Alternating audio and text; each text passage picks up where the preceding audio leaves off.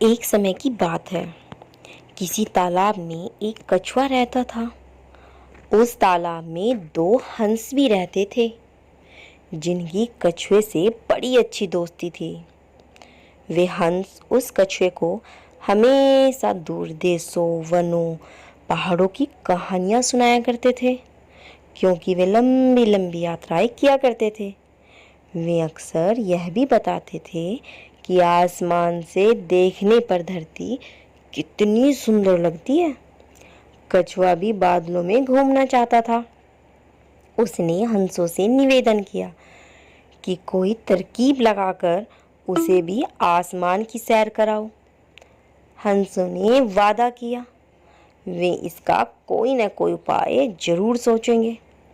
उसके बाद हंस एक छड़ी लेकर आए और कछुए से कहा कि उसे बीच मुंह से पकड़ ले। हंसों ने कहा, उस छड़ी को दोनों तरफ से अपनी चोंच में पकड़ लेंगे और कछुए को लेकर आसमान में उड़ जाएंगे। लेकिन उन्होंने यह भी बताया कि कछुए भाई, उड़ान भरते समय अपना मुंह बंद रखना, वरना आसमान से सीधे धरती पर आ गिरोगे। इस तरह से कछुए की रोमांचक उड़ान शुरू हो गई। पलक झपकते ही हंस हवा में बातें करने लगे और कछुआ नीचे धरती को देखकर बड़ा प्रसन्न होने लगा। कछुए के लिए तो ये जैसे सोपन था, क्योंकि कहीं कछुआ आसमान में थोड़े ना उड़ सकता था, लेकिन हंसों के कारण वो आसमान में उड़ रहा था। जिंदगी में उसने तालाब के अलावा कुछ देखा ही नहीं था, इसलिए वो बड़ा खुश था। कुछ देर बाद वे किसी गांव के ऊपर से उड़ रहे थे। गांव के कई लोग ने उसे देखा और कहा, वो देखो, आसमान में दो हंस कछुए को लेकर जा रहे हैं। कछुआ भी सबको बड़ा आकर्षक लग रहा था, क्योंकि ये किसी आश्चर्य से कम नहीं था। उसे लगा कि वो तो बड़ा महान स्टार बन गया, और उसने अपनी खुशी जाहिर करने के लिए जैसे ही वो चिल्लाया, उसी क्षण वो धड़ाम धरती पर आ गिरा और उसके प्राण पखेरु हो गए। हंस ये सब देखकर बोले कि हमने तो कछुए भाई पहले ही बोला था कि तुम उड़ते समय अपना मुंह बंद रखना। तो अब तुम्हारी ये खुशी तुम्हारी मौत का कारण बन गई। ऐसे बोलकर हंस अपनी आगे की उड़ान भरने लगे। तो बच्चों, इस कहानी से हमें यह शिक्षा मिलती है कि हमें उचित समय आने पर ही बोलना चाहिए, अन्यथा हमारी एक गलती के कारण हमारी जान भी जा सकती है। एक समय की बात है। एक बड़ा ही खूबसूरत जंगल था। उसमें एक बहुत प्यारा सा पेड़ था, जिसकी छाया बहुत गहरी थी। उस पेड़ के नीचे एक कछुआ रहा करता था। उसी पेड़ के ऊपर चिड़िया अपने बच्चों के साथ एक घोंसले में रहती थी। कछुआ चिड़िया के घोंसले को देखकर बहुत बुराई करता था। वो चिड़िया को कहता था कि तुमने ये कैसा घोंसला बनाया है, इतने टूटे हुए तिनकों से बना है, न बारिश में बच पाता है न धूप में। और मुझे देखो, मेरे पास मेरा सैल कवच है, जो मेरा घर है। तो चिड़िया कहती है, मानती हूँ मेरा घर टूटे तिनकों से बना है, लेकिन मेरे घर में मेरे साथ मेरा पूरा परिवार रहता है। लेकिन तुम्हारे घर में तुम्हारे अलावा कोई नहीं रह सकता, और मैं अपने बच्चों के साथ बड़ी खुश हूँ। भला तुम्हारे साथ कौन रह सकता है? तब कछुआ कहता है, मैं तो तालाब में भी रह सकता हूँ, और तुम इस खुले आसमान में न बारिश से बच सकती हो, ना ही अपने घर में अपने बच्चों को बचा सकती हो। तब चिड़िया कहती है कि मैं अपना घर बनाकर पक्के वाले में और तुम्हारे ही सामने अपने बच्चों के साथ रहूँगी।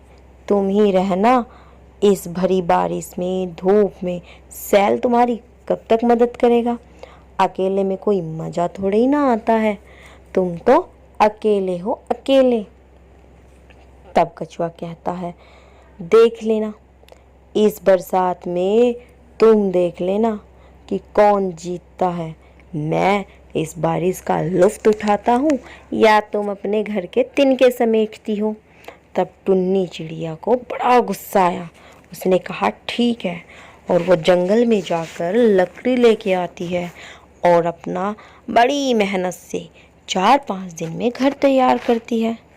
तभी देखती है कि थोड़े ही दिन बाद घने घनघोर बादल के साथ बारिश हो रही है, जिससे वो अपने बच्चों को तो सुरक्षित कर लेती है और खिड़की से झांक कर देखती है कि कछुआ आखिर क्या कर रहा है। कछुए ने पहले तो अपना मुंह अपने सैल के अंदर सुरक्षित कर लिया, लेकिन जैसे उसे भूख लगती वो बाहर निकल कर देखता तो वो बारिश में चल ही नहीं पा रहा था, क्योंकि बारिश बहुत तेज थी। बारिश के साथ साथ जंगल में ओले पड़ रहे थे, जिस कारण उसे अपना भोजन ढूंढने में बड़ी दिक्कत आ रही थी। जबकि टुन्नी चिड़िया ने अपने घर में अपने बच्चों के साथ साथ उसने अपना आने वाली बरसात के लिए भोजन को भी सुरक्षित रखा हुआ था। तब चिड़िया सोचती है कि अगर कछुआ मुझे इस बात के लिए उत्साहित ना करता तो शायद मैं भी कछुए की तरह परेशान होती। इसीलिए बच्चों, ये कहानी हमें ये सीख देती है कि हमें सामने वाले की बात बुरी न मानने की बजाय उस पर अमल करके देखें तो शायद हम बड़ी आने वाली मुसीबत से बच सकते हैं। पक्षी रहा करते थे। उनके बीच एक रंगीला नाम का बड़ा ही नेक हिरण भी रहता था। वो बहुत ही मेहनती, मिलनसार और परोपकारी था। वो अपने मन, कर्म और वचन से सबका ख्याल रखता था। किसी का स्वास्थ्य खराब होने पर वो हालचाल लेने के साथ साथ उसके उपचार की भी व्यवस्था करता था। वो जहाँ रहता था वहाँ अपने मेहनत से चारों तरफ हरियाली फैलाए रहता था। एक बार रंगीला स्वयं बीमार पड़ गया। उसे ऐसा बुखार चढ़ा कि उतरने का नाम ही नहीं ले रहा था। उसने स्वयं कुछ जड़ी बूटियां खाई, लेकिन कोई लाभ नहीं हुआ। उसकी बीमारी की खबर बारिश का पानी पेड़ों के पत्तों से टपक रहा था। बरसात के कारण सभी पेड़ पौधे बहुत खुश थे। ऐसे मौसम में कालू कौवे और गोरी कौवी का चाय का ठेला तो कुछ ज्यादा ही चलने लगा था, क्योंकि बारिश के मौसम में सभी पक्षी चाय बहुत शौक से पीते थे। कालू जी, अगर ऐसे ही हमारा धंधा चलता रहा तो वो दिन दूर नहीं है जब हम जंगल के सबसे अमीर पक्षी बन जाएंगे। इतना खुश होने की जरूरत नहीं है, महंगाई भी बढ़ रही है। अभी आज ही चीन ने दूध के दाम 5 रुपए और बढ़ा दिए हैं। एक तो ये चीन कभी मेरे अरमान पूरे नहीं होने देगी। जब भी मैं बचत करती हूँ तो वो दूध के दाम बढ़ा देती है। चलो खैर, मैं भी आज दूध में पानी कुछ ज्यादा डाल देती हूँ। अगर ऐसे दूध में पानी बढ़ाती जाओगी तो कोई हमारी चाय पीने भी नहीं आएगा। तो क्या मैं खालिस दूध पत्ती पिलाऊं पक्षियों को? चिड़िया, दरवाजा खोलो, जल्दी करो। मिठू तोता चिड़िया के घर के दरवाजे पर दस्तक देता है। मिठू, क्या हुआ? इतनी भी क्या जल्दी है? चिड़िया बहन, ऐसे बारिश के मौसम में मेरा चाय पीने को बहुत मन कर रहा है। चलो हम कौवे की दुकान से चाय पी कर आते हैं। अच्छा ही हुआ मिठू जो तुम आ गए। चाय पीने को तो मेरा भी बहुत मन कर रहा था। चलो साथ चलते हैं। फिर चिड़िया और मिठू तोता कालू कौवे की दुकान से चाय पीने चले जाते हैं। ये लो मिठू और चिड़िया, गरम गरम चाय। गोरी, मेरी चाय में पत्ती ज्यादा डाल देना, थोड़ी कड़क बनाना चाय। पीकर तो देखो, बहुत तेज और स्वादिष्ट है चाय। फिर चिड़िया और मिठू चाय पीना शुरू करते हैं। गौरी, अब तुम्हारी चाय में वो पहले वाला स्वाद नहीं रहा। हाँ गौरी बहन, ऐसा लग रहा है जैसे चाय में दूध तो तुम डालना ही भूल गई हो। बहुत महंगा हो गया है दूध। तुम शुक्र करो ऐसे बारिश के मौसम में तुम्हें चाय मिल रही है। फिर शाम को कालू कौवा चील के फार्म से जब दूध लेने जाता है तो चील कौवे से कहती है, कौवे सुन लो, आज से दूध 20 रुपए किलो में मिलेगा। ऐसे बारिश के मौसम में मेरी गाय ने दूध देना बहुत कम कर दिया है। कुछ तो खौफ करो चील दी, अभी कल ही तो तुमने दूध के दाम बढ़ाए थे। लेना है तो लो, नहीं तो मेरे पास और ग्राहक बहुत है। अच्छा दे दो। हाय मैं मर गई, ये क्या कहा तुमने? आज फिर चील ने दूध के दाम बढ़ा दिए हैं। इसका मतलब आज मुझे 1 लीटर दूध में 2 लीटर पानी मिलाना होगा। ऐसा कहते हुए गोरी कौवी दूध में 2 लीटर पानी मिला देती है। फिर दूसरे दिन जब कबूतर कौवे से चाय पीने आता है तो कौवे की बेस्वाद चाय पीकर वो उनसे कहता है, तुम दोनों पक्षियों को लूट रहे हो। तुम चाय में दूध की जगह पानी मिला रहे हो। ओए गंदी आंखों वाले कबूतर, चल भाग यहाँ से, मेरा आया। मैं बताऊंगा, मैं सब पक्षियों को बताऊंगा कि अब तुम्हारी चाय बिल्कुल फजूल की चाय है। कोई ना पिए तुम्हारी चाय। कबूतर का ऐसा कहना था कि कालू कौवे को गुस्सा आ जाता है और वो कबूतर की पिटाई शुरू कर देता है। वो कबूतर के 2-4 लगा देता है। तुमने मुझे मारा, मैं देख लूंगा तुम्हें। ऐसे कहते हुए कबूतर वहाँ से चला जाता है। घर जाकर कबूतर अपनी माँ की चाय बनाने वाली केतली साफ करता है। अब मैं बेचूंगा चाय, और वो भी पक्षियों को घर घर जाकर। मैं देखता हूँ अब ये काले कौवे कैसे पक्षियों को बेसवाद चाय बेचते हैं। फिर कबूतर सीधा पहाड़ों की तरफ जाता है और वहाँ उसे चाय के पौधे आसानी से मिल जाते हैं। यही है चाय के पौधे, यही है। मैं यहाँ से कुछ पत्ते तोड़ लेता हूँ। कबूतर चाय के पौधों से कुछ चाय के पत्ते तोड़ लेता है और घर वापस होता है। घर जाकर वो केतली चूल्हे पर चढ़ाता है और चाय बनाकर बेचने के लिए घर से निकलता है। कई दिन हो गए, बरसात हो रही है, मैंने तो एक बार भी चाय नहीं पी। मैं भी आज कौवों की दुकान से चाय पी कर आती हूँ। ऐसा सोचते हुए बुलबुल अपने घर से निकलती है। कालू जी, सुबह से कोई ग्राहक नहीं आया। लगता है उस गंदी आंखों वाले कबूतर के बच्चे ने सबको बता दिया है कि अब हमारी चाय पहले जैसी नहीं रही। देखो देखो, वो सामने बुलबुल आ रही है। बुलबुल भी पहुंच जाती है। गौरी बहन, मैं बरसात में पहली बार आपसे चाय पीने आई हूँ। एक अच्छी सी चाय तो बना दे।